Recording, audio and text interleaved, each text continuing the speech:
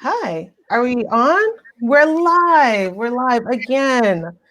Thank you for joining us. My name is Shay Hardy. I am the managing director of empowerment.org and Empower Amsterdam, a social enterprise and a nonprofit. And together we make career resources accessible to everyone from unemployed to self-employed. Hi, Mary Lane. Thanks for joining us. Hello. Today, we are talking about positive thinking, and we have three coaches that are going to be joining us, and they each have a specialty in either health or well-being, and we're going to discuss the impact that positive thinking has on your life and your career. So let's bring them in. Hello. Hi. Hi. Hello, hello, hello. Great to have you guys here. I'm just going to give a short introduction, tell everybody about ourselves, and then we'll just jump right in. Over here on this side, or this side, right here, we have Shay. Shay is a functional medicine practitioner and a very good friend of mine. And we both have the same name, and we have curly hair. We have big hair. That's true. And then we have Anne Gélébart. No. Gélébart. Gélébart. Gélébart. It's so beautiful when you say it. Gélébart. She is a balance and bodywork coach, as well as a life and career coach. She's also happens to be one of the volunteer coaches at Empower Amsterdam. So thank you for joining us, Anne. Thank you. And we also have Morrin. Did I say it right, Morrin? Yes, that's right. That's such an interesting name. Very nice. Morrin is a holistic occupational therapist, health and mindset coach. Hope I got that right. Great. So first, I'd like you guys to share a little bit what your journey is with positive thinking, and maybe we could start with Morrin. Yeah, sure. So I had like a journey where at the start I became aware that my thoughts were quite negative. So that's where it started. And I began this journey of, okay, I need to become a little bit more positive. So I dived into all the kind of positive thinking stuff. But what I realized was that in that whole kind of cycle was that I was actually then having negative thoughts and becoming aware of negative thoughts, thinking those thoughts needed to be positive. So I was judging myself for having negative thoughts. So I kept going into this cycle of beating myself up about having negative thoughts, thinking they should be positive.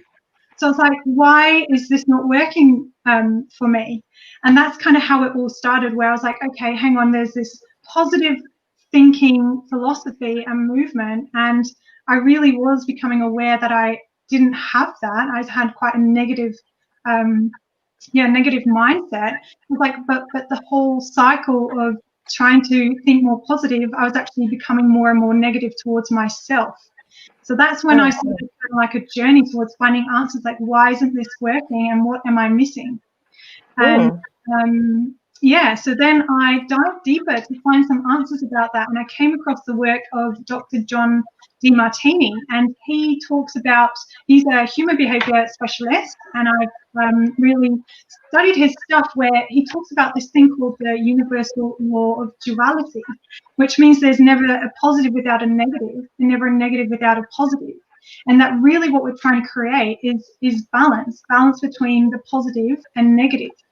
So as an example, in nature, or like our body is always trying to create homeostasis. So when we're hot, our body sweats, and when we're cold, we start to quiver.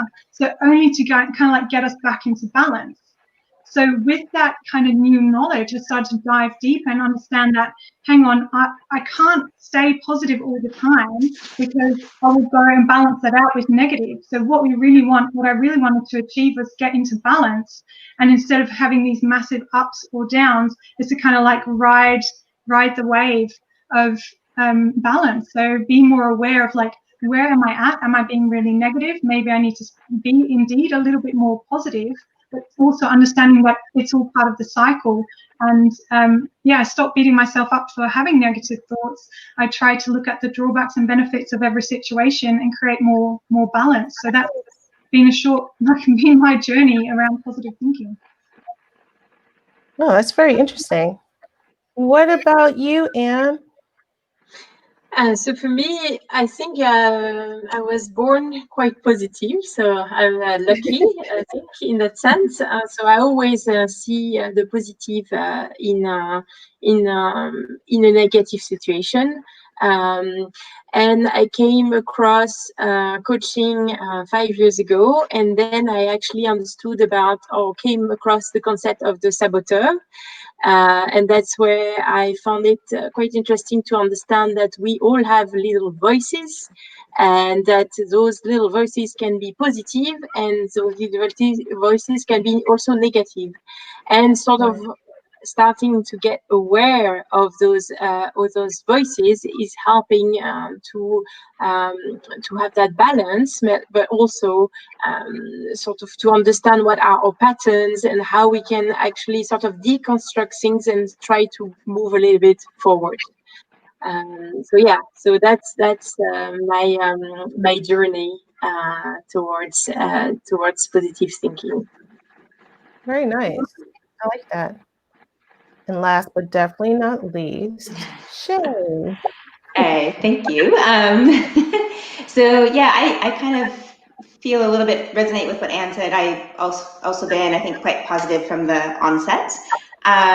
Although I was in a really stressful job for a period, and so it was stress that really got kind of really influenced me, and I think that influenced me in multiple ways, in particularly biochemically with my gut health, and landed myself in the hospital due to a job, not realizing that was the case. So I think that was really the impetus to kind of changing my career, really coming full circle from what I had graduated in from university, going back and getting some further education, and because I wanted to understand what was actually happening and why that happened to me, and make sure that it's not going to happen again.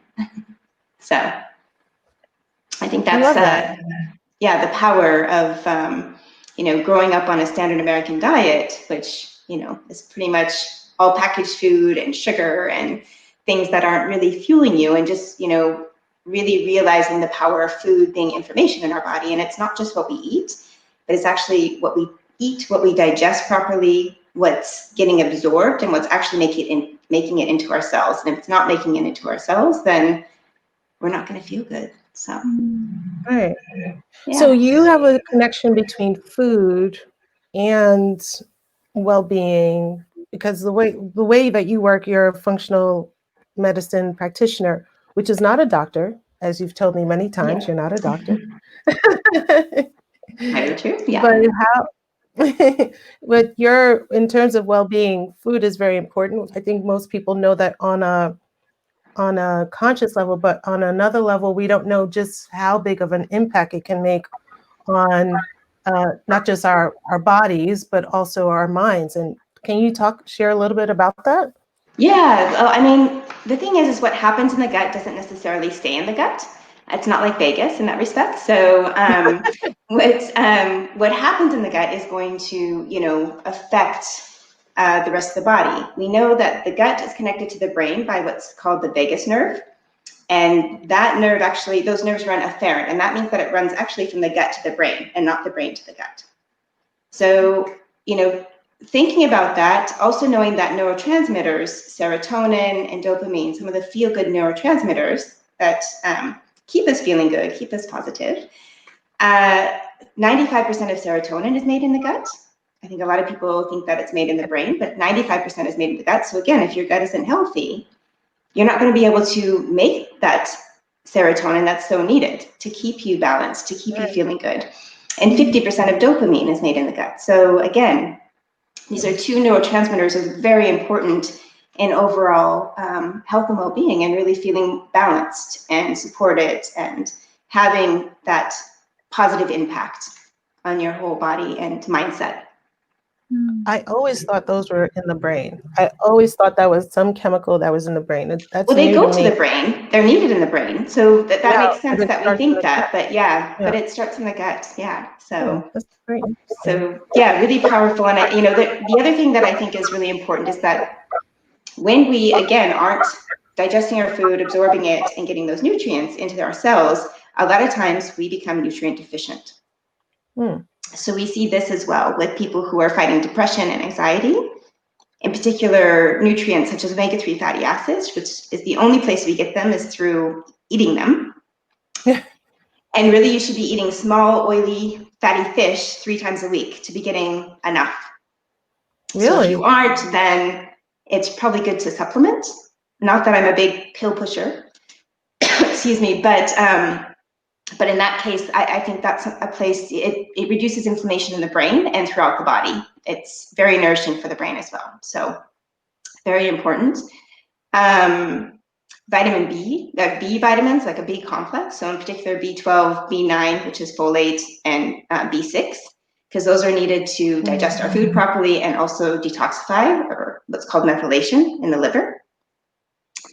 Magnesium, which is, you've heard me tout magnesium before, but magnesium is this miracle mineral. It's needed for every cell in the body to function optimally. So again, if we don't have that, then, if our cells aren't being fully nourished, we're not going to feel fully nourished. So again, people, signs and symptoms of a magnesium deficiency can be headaches, constipation, aches and pains, not being able to sleep well. So there's a lot of things that kind of come into play there. And then glutathione, which is an antioxidant that's really necessary for reducing oxidative stress and for phase 2 part of the methylation cycle, which is getting a lot more deeper than probably we need to get here at this time. But anyways, like all very powerful. So yeah. Oh, that's very interesting. I just want to say hello to Simona, Jane, thanks for joining us, and Marjorie, thank you for joining us today. I think it was Morrin, you were talking about balance earlier, and Shay was just talking about, how everything has to keep in balance and nutrients and the foods that we eat. And you were saying something earlier about a duality between positive and negative. Where is that connection coming? How do you keep that balance? So yeah, this has been something that I've been working on myself, is that, like, how do we keep that balance? It's such a great question, because I think often we perceive as being on like a high, as like a high positive, that's something that we crave and that we want, but it's actually not sometimes always that the best. So as an example, say you meet a new person, right? And you think they're amazing. You're like, oh, this is such an amazing person. I'm totally in love. They're amazing. You're kind of infatuated by them, right? You see all their positives and you don't see any of their negative sides. And then a few weeks, months go by and you're like, don't really like that habit, or, don't really like that about that person. And so you kind of start to see the negative side of that person as well. So really what it's happening is it's trying to get you back into balance to see both sides of that person. But this is with pretty much like just an example for everything. So what the key has been for me is just purely awareness, but also like a very compassionate awareness, because sometimes when we become aware of something, it's not always like easy to face the truth of it because you were unaware of it before. So when you become aware, instead of beating yourself down, be like, okay, I'm aware of this. It hurts. It may not be what I want, but let's accept it. And then with that acceptance and feeling the emotions, that's something I found really important. You have to feel the emotions to really let that go through you, and not try to push those emotions away and just keep going, because then it kind of just stays there. So feeling the emotions, getting to a place of acceptance, and then really asking yourself, okay, what's the most empowering thing I can do with the lesson that I've just learned? So that's really, I love building an empowering mindset, which for me means like a balanced mindset, so that you can make empowering choices with the new awareness that's being created. And so it's constantly a practice of awareness. Am I being too positive right now and not seeing the risks, or am I being too negative and not seeing the opportunities? So it's a constant balancing of perceptions, because from what I believe to be true is that, we have, through our senses, we have our perceptions. Through our perceptions, we create these thoughts, and these thoughts create our emotions, and our emotions then create our behavior. So for me, the best way to understand where I'm at is to feel my emotions. Like, hey, am I really, really excited, overinflated with happiness right now? Or am I feeling just that peace in a more of like a gratitude state? Or am I feeling like really low and down and stuck somewhere? So like, that's where I've become over the years more aware of where I'm at, and then try to sit with myself. I do meditation, I do yoga. These are all ways for me that I found work really well to create that awareness, and then go from there. I just want to say, anyone who's joining us right now, we're live with Shay, Morrin, and Ann, and we're talking about positive thinking. If you have any questions or comments, please don't hesitate to drop a comment in the box, in the chat box, and we'll answer any questions as we go along. We're just talking about yoga, Ann, and I see this is using the body as one of the things that you do. Yeah. So I was going because Morrin talked about yoga, and I'm a Pilates teacher, and for me, what really helps me to stay grounded is like really doing my Pilates sessions. Like either when I do it for myself or when I teach. And I find that it is a moment of like being really, even if I'm like doing Pilates, I'm really centered on myself. And also like the mindfulness part is something that I've been trying. So it's not for everyone. I mean, I can't go for like 20 minutes doing a lot of mindfulness, but what I do, I do like a body scan every morning, sort of feeling every part, like from the head to toe, and really feeling, where you have tension and what's the consistency of your body, and day after day you see that it's different. And it's the same when I do Pilates. One day I'm stretching in one side, and then it's really super easy, and the other day it's just not easy, so that's very interesting.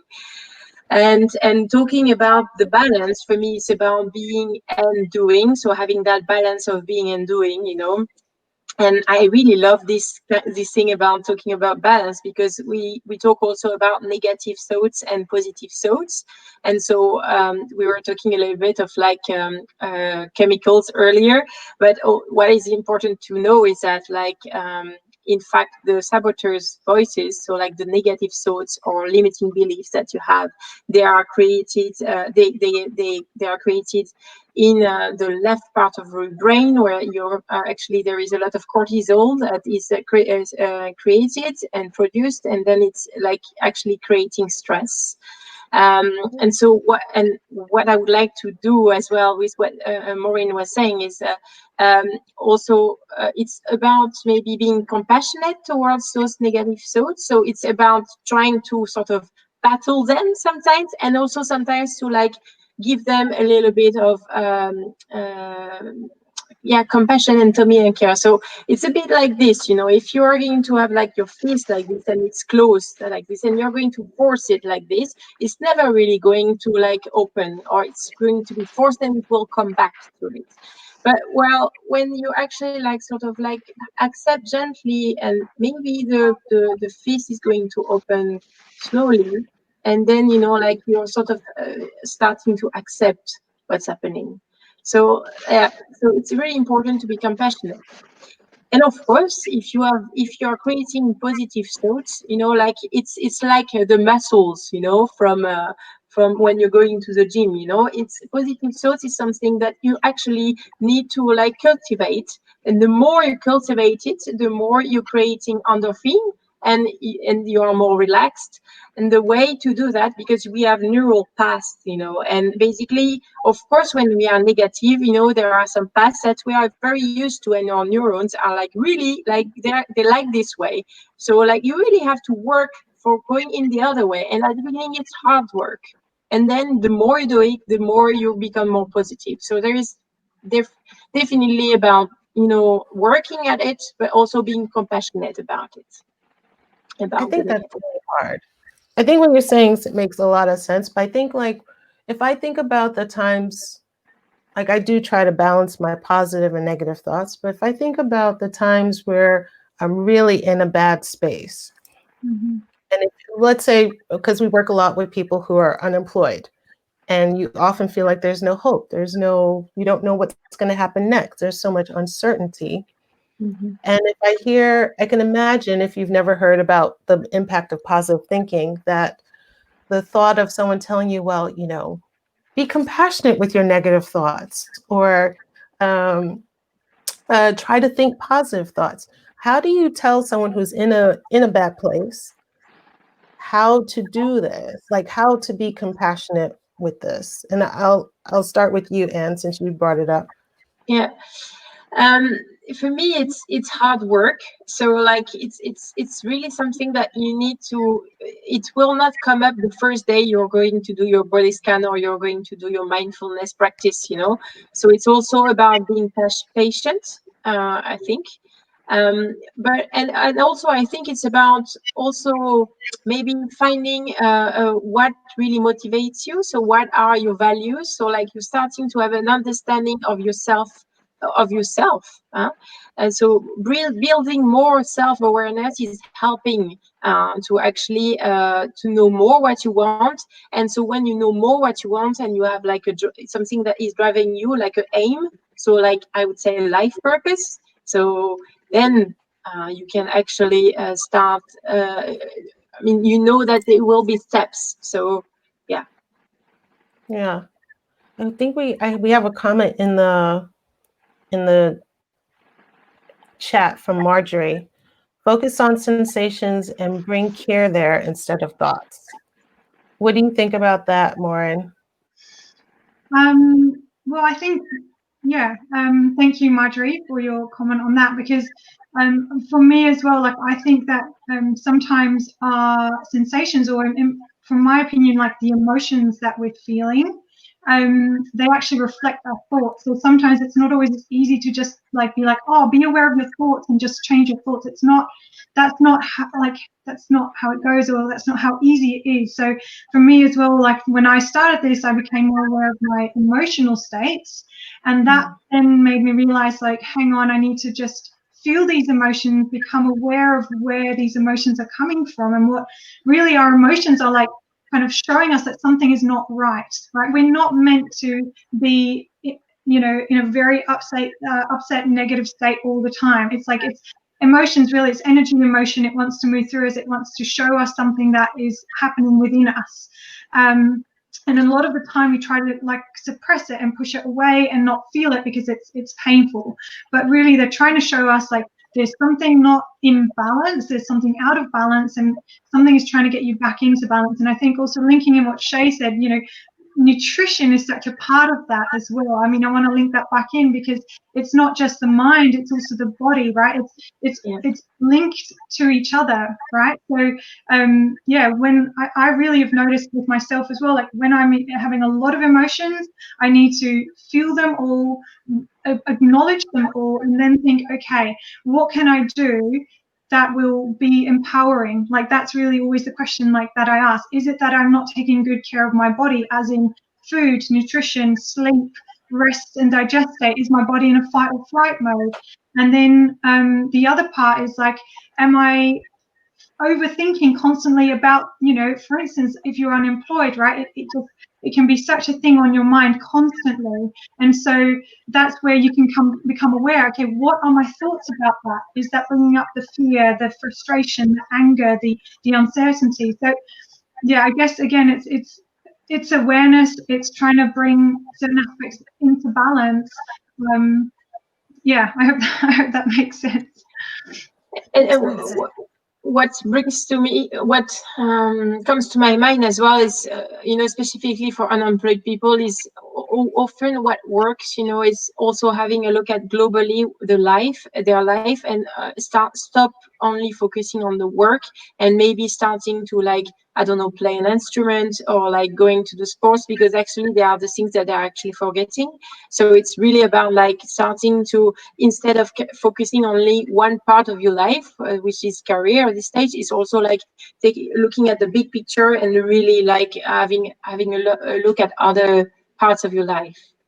I like that, Anne, because what you're doing, I think, is you're moving your body into a place of good energy, right? When you're doing these things that you enjoy, instead of focusing on the one thing that's you're struggling with, you start to move your body into that better energy. And what we know is when we are in a stress state, it's not like that's the time that we're thinking, I'm going to go eat a whole bunch of vegetables and I'm going to start working out and I'm going to, that's not, we're like, where's Ben and Jerry's, right? I'm going to dive into that and just eat my sorrows away, and that's kind of that emotional, I call it like a dope hit, right? It's we're creating a quick feel-good moment when we go for those kind of things that aren't really nourishing ourselves.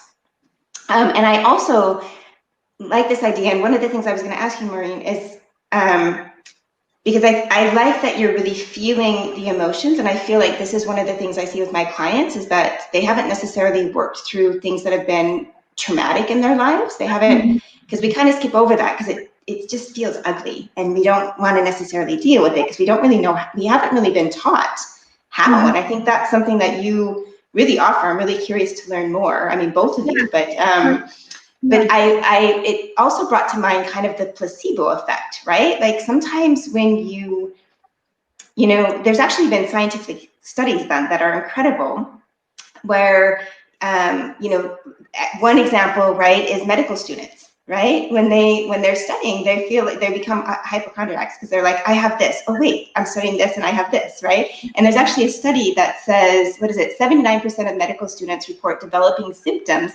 suggestive of the illnesses they're studying. So I feel like that has a big impact, but that can go both ways. So if you are struggling for a job, then sometimes it's not skipping the full process, but maybe it's also shifting, like you mentioned, and your energy, getting into good energy, and then also assessing your emotions, but then saying, okay, I've assessed them. Where do I want to go? Do I want to stay here, or what's my next step? And what is my vision? Because I know you're not going to be there forever, even though it might feel like it at the moment. You're not going to be jobless forever. There's something that's coming, and it's starting to shift that energy so that you can get to that next point, so you can see that vision and you can actualize it.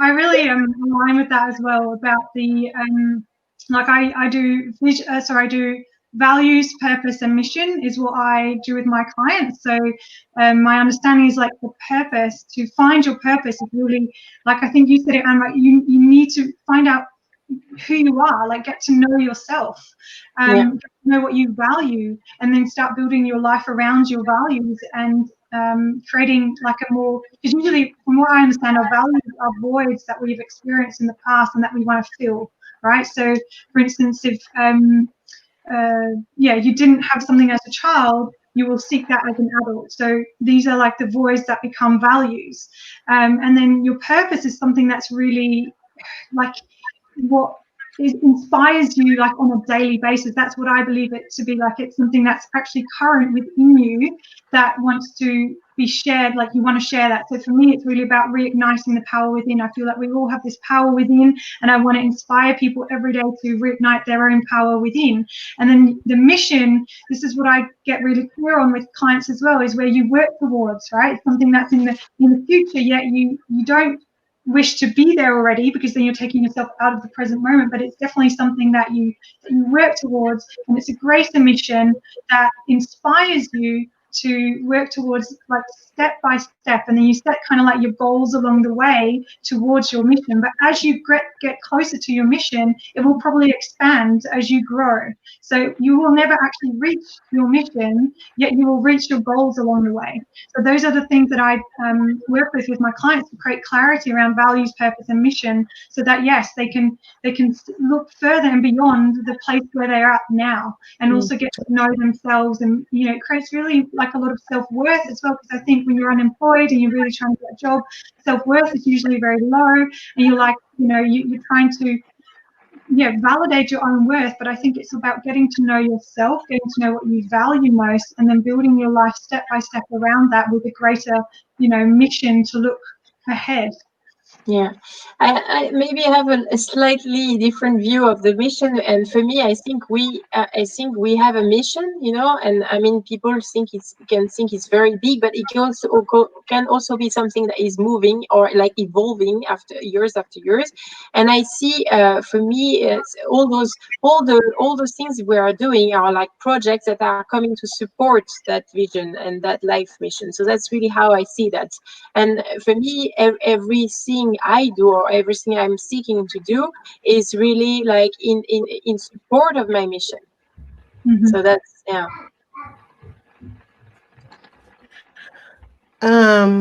This is all really interesting. There's one last question I want to ask, because I want to give anyone who wants to ask a question who's watching, please do just drop it in the comments and we'll pick it up. So one last question. If there's one piece of advice, one jewel, like for example, when Shay says magnesium is the super mineral, but if there's one piece, one main thing that always works, no matter where you are, do you guys have one of those things that you share? Like that one never fails, anytime, this is your go-to? Eating hygiene. Eating hygiene? What is that? Eating hygiene? Like vegetables? No, it's like actually chewing your food and paying attention to it. And this honestly is a game changer. And people, if you think about it, like we should be chewing our food about 30 times. And I ask all of you to, next time you chew something, consciously count how many times you chew before you swallow. On average, it's 6. Really? So the salivary amylase is the only digestive juice that we have control over, because that's the saliva in our mouth, right? And that's really breaking down the food. And we want to break it down as much as possible, because then once it gets to the stomach, it can be absorbed better. So again, if we're not absorbing our nutrients, we're not going to be feeling good. So that for me, like chewing your food, eating slowly, being conscious, not doing 20 things while we're eating, not eating when you're stressed, taking a deep breath before you eat a bite. It doesn't have to be that extreme, but like really being conscious and mindful. I think that's a game changer. It's a hard one for people to do, but it's a game changer. I like it. Yeah. What about you? Yeah, I've got one. So for me, I had to think about it, but it's so straightforward. And actually, Shay, you just mentioned it. It's the breath, right? Just getting back to the breath, because it's accessible wherever you are, but it's about whether you're doing it consciously or unconsciously. So whenever you're in that stress state, fight or flight mode, the best thing for our body to get into more rest and digest state or calm state is to just take in a few very deep breaths and really breathe it out. And like that letting it out breath is just the letting go of the stress. So that works without fail. I always say the 444 or 478, but the 444 is the Navy SEALs breathing, and that's scientifically proven to do a number of things, but to reduce your cortisol levels, just 4 times, 444. So it's nice and simple to remember. Yeah. I always think 478. I thought 478 was a Navy SEAL one. I guess no, 444. But 478 is, I like that better actually, because you're breathing out longer than you're inhaling, so then you're breathing out more negative. Me too. Anne, what is your go-to? Never fail. many things have been said already, and I think for me there is listen to yourself, and are you tired or not, and I take that into account, because I think sleeping is very important. Yeah. And I'd say go and take the chance to actually do some personal work with a coach, a psychotherapist, a nutritionist, whoever is in personal development, actually helping you, or grab a personal development book. You will learn so much about yourself. It will really help you going forward. I like that one. Yeah. I see a few comments here from Jill has a long comment. Can we put that one on the screen? Okay, Jill says, ask them to make a list of positive things in their life. I think you're responding to the comment about if you're unemployed. Once you write down plus S, your brain becomes aware, so it feels more relaxed and more engaged, more eager of accepting reality and see perspective of the big picture. That is a really good one. Yeah. That's Other really good. things, yeah. Making a list of achievements at the end of the day, I think it's also another one. Being grateful is another technique. There are so many little tricks, Yeah. and not everything. I think it needs to be tailor-made to the person, because not everything works for everyone. Some people will be about doing sports every day. Some people, it will be about mindfulness, and some people will be a combination or everything, or maybe writing as well. The time to write. Yeah. And then we have Zainab. I'm sorry if I said it wrong, Zainab. She says, eating hygiene. Wow, that's such a good one, Shay. I think that is a good one. That one was a shocker. Was not expecting that. That was good. That was good. I'm looking forward to hearing how much you're chewing when you take a bite. I'm going to check. Anyone who's watching this, tell us in the chat how many times, next time you're eating, come back to the chat and let us know how many times you chewed. And Marjorie mentioned gratitude practice.